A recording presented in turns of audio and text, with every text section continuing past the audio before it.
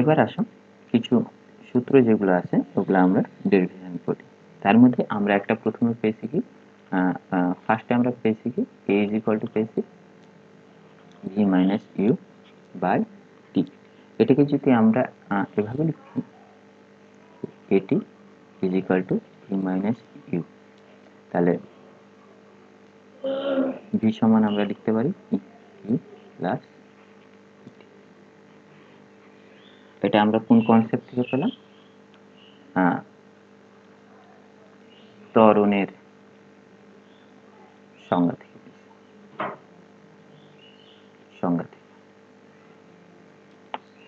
ত্বরণের সংজ্ঞা থেকে পেয়েছি কি, বেগ পরিবর্তনের হারকে কি বলে? ত্বরণ বলে।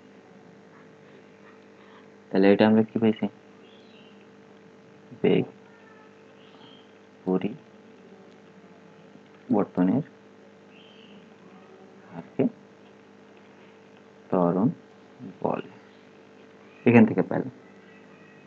এবার আসুন সরণের s is equal to ut plus half at square, এই সূত্রটা ডেরিভেশন করি। তো আমরা আমরা গড় বেগের সূত্র থেকে কি জানি? আমরা কি জানি? আমরা জানি গড় বেগ সমান আমরা কি পেয়েছি? দুইটা সূত্র পেয়েছি। একটা হচ্ছে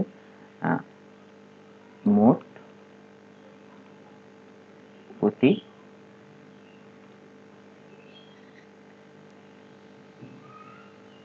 আমরা পেয়েছি কি মোট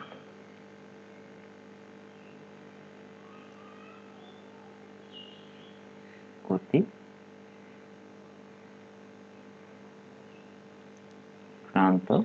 সরণ বাই কি সময়, এটা একটা পেয়েছে। এটা কি সরণ বাই হচ্ছে সময়। তো সরণের টি, তাহলে ভি বার পেলাম এটা। আবার আমরা জানি কি, আবার গড় বেগ সমান আমরা কি জানি? গড় বেগ সমান আমরা জানি হচ্ছে আদি বেগ ইউ প্লাস ভি এর গড়, শেষ বেগের গড়। যেমন যদি আদি বেগ যদি 4 মিটার পার সেকেন্ড থাকে এবং শেষ বেগ যদি 10 মিটার পার সেকেন্ড, তাহলে গড় হচ্ছে আমরা কি জানি 4 প্লাস 10/2, যেভাবে আমরা গড় করি, সিম্পল গড় আর কি। তাহলে দুটাই হচ্ছে গড় এবং একই জিনিস দুইটা। সে দুইটা থেকে আমরা এটা লিখতে পারি কি h by t is equal to হচ্ছে u plus v by t, এটা আমরা লিখতেই পারি। তো s ইজ ইকুয়াল টু আমরা কি লিখতে পারি? s ইজ ইকুয়াল টু আমরা লিখতে পারি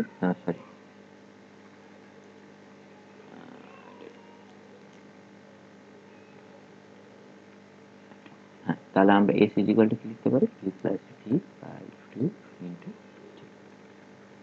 টি। তাহলে কি এটাও আরেকটা হচ্ছে আমরা ইকুয়েশন বলতে পারি কি, যে এখানে হচ্ছে কি ইউ হচ্ছে কি আদি বেগ, যদি কোশ্চেনে আদি বেগ দেওয়া থাকে, এবং ভি হচ্ছে শেষ বেগ দেওয়া থাকবে, এবং টি হচ্ছে ওই সময়ে অতিক্রান্ত দূরত্ব, ওই সরণে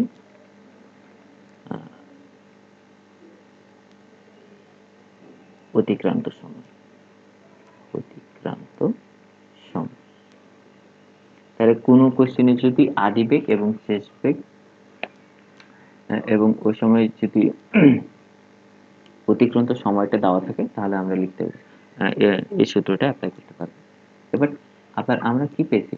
আবার আমরা পাইছি কি v is equal to u plus at, এটা আমরা আগে যে ইকুয়েশনটা বের করলাম সেখান থেকে পেয়েছি। সো আমরা এই ভিটা অবশ্যই কি এখানে সেট করতে পারি।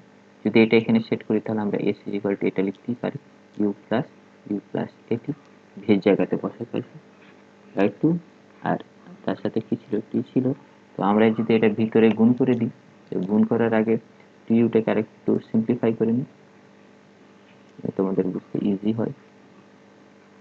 টি গেল, তাহলে এটা ভিতরে গুণ করলে কি হয়? ইউটি প্লাস এটা কি হলো? এটি স্কয়ার বাই 2। এটা তো গেল। তাহলে আমরা কি জানি, যদি তোমাদের ভাগ ঠিক থাকে, বেসিক ঠিক থাকে ভাগ করার, তাহলে তোমরা এভাবে লিখো এটাকে। আর এটি স্কোয়ার বাই 2, তো আমরা এটাকে 2 2 এটা কাটতে পারি, তো এইভাবে লিখি UT plus half a t square. এটা হচ্ছে আরেকটা। তো এখান থেকে আমরা কি কি ইকুয়েশন পেলাম? এখান থেকে আমরা আগে যেটা পাইছিলাম সেটা হচ্ছে ভি প্লাস ইউ প্লাস এটি। এরপরে আমরা দুইটা ইকুয়েশন বের করলাম, কি কি? একটা হচ্ছে u plus v by 2 into t, আর আরেকটা যেটা বের করতে পারলাম সেটা হচ্ছে যদি ত্বরণ দেওয়া থাকে এবং সময় দেওয়া থাকে, you plus half a t square, half a t square. এখান থেকে আমরা তিনটা ইকুয়েশন সহজে বের করতে পারলাম। এবার আসো আর একটু আসি। আগে আমরা কি পেয়েছি? আগে আমরা পেয়েছি v is equal to u plus at. এখন যদি এটাকে উভয় পক্ষ বর্গ করি, উভয় পক্ষে বর্গ করে, উভয় পক্ষে বর্গ করে কি পাই? উভয় পক্ষে বর্গ করে আমরা এটা পাই ভি স্কোয়ার, আর উভয় পক্ষে যেটি বর্গ করছি সেটাকে আমরা এভাবে লিখতে পারি টি স্কোয়ার। আমরা এভাবে লিখি, তাহলে তোমাদের কনফিউশন হবে না প্লাস এবং টি এর মধ্যে। ওকে, তাহলে আমরা ইউ প্লাস এটিকে আমরা এটা ধরতে পারি এ প্লাস বি হোল স্কোয়ার ধরতে পারি কি পারি না? হ্যাঁ পারি। V square is equal two, আমরা ইউকে যদি এ ধরি তাহলে কি হবে? ইউ স্কোয়ার প্লাস 2, ইউকে যদি এ ধরি তাহলে ইউ, আর এটিকে যদি বি ধরি তাহলে এটি, আর এটি এর উপরে হোল স্কোয়ার যদি হয় তাহলে এটা হলো। আচ্ছা, তাহলে আমরা এভাবে লিখতে পারি ইউ স্কোয়ার প্লাস 2 ইউ এটি প্লাস এ স্কোয়ার টি স্কোয়ার। ঠিক আছে? ইউ স্কোয়ার প্লাস, এখান থেকে কি কি কমন নিতে পারি? এখান থেকে এ কমন নিতে পারি, টি নিতে পারি, নিতে পারি। আমাদের এটাকে এখান থেকে আমরা কি কমন নিব? এখান থেকে যদি আমরা 2 এ কমন নিই তাহলে এখানে থাকছে কি আমাদের ইউটি, আর এখানে তৈরি হচ্ছে হাফ এ টি স্কোয়ার। দেখো তোমরা যদি ভালো করে করতে, এটা যদি আবার গুণ করে দিই তাহলে কি আসছে দেখো, 2 ইউ এটি প্লাস এখানে 2 2 কাটলে 2 9 হয়ে যায়, আবার চলে আসছে কি এ স্কোয়ার টি স্কোয়ার। তাহলে ইকুয়েশন ঠিকই আছে, এটা গুণ করলে আবার আগের মতোই পাওয়া যায়, তাহলে এখানে কোনো ভুল হয়। আবার UT plus half a t square, এটা আমরা আগে কি জানলাম, কি সমান পাওয়া যায়? এস ইজ ইকুয়াল টু পাওয়া যায় কি UT plus half a t square, যেটা আমরা সলভ করে আসছি। তো এটা আমরা এভাবে লিখতে পারি u square is equal to 2 a, এই জায়গার বদলে আমরা কি লিখতে পারি এখন? লিখতে পারি। সো এটা আমরা আরেকটা সূত্র পেলাম, ভি স্কোয়ার সমান ইউ স্কোয়ার প্লাস 2 এ। ওকে, তাহলে আমরা কি কি সূত্র পেলাম? এখানে দেখো, এখানে কিন্তু টি এর কোনো উল্লেখ নেই। তো এটার বিশেষত্ব এটাই যে যদি কোশ্চেনে কোশ্চেনে কি থাকে, টি এর উল্লেখ না থাকে, তাহলে আমরা সহজে এটাই করতে পারবো। এখান থেকে আমরা কি বের করতে পারবো? আদি বেগ বের করতে পারবো। এটা দ্বারা আমরা এসও বের করতে পারবো কিভাবে, v square minus v square by two. তাহলে আমরা কি কি সূত্র পেলাম একটু যদি সামারাইজ করি। এ সমান আমরা কি করলাম, ভি সমান আমরা পেলাম হচ্ছে ভি প্লাস এটি, আবার আরেকটু সাজিয়ে রাখি, ভি স্কোয়ার সমান কি পেলাম, v square plus two s. এটা এক ধরনের ইকুয়েশন পেলাম ভি এর ক্ষেত্রে।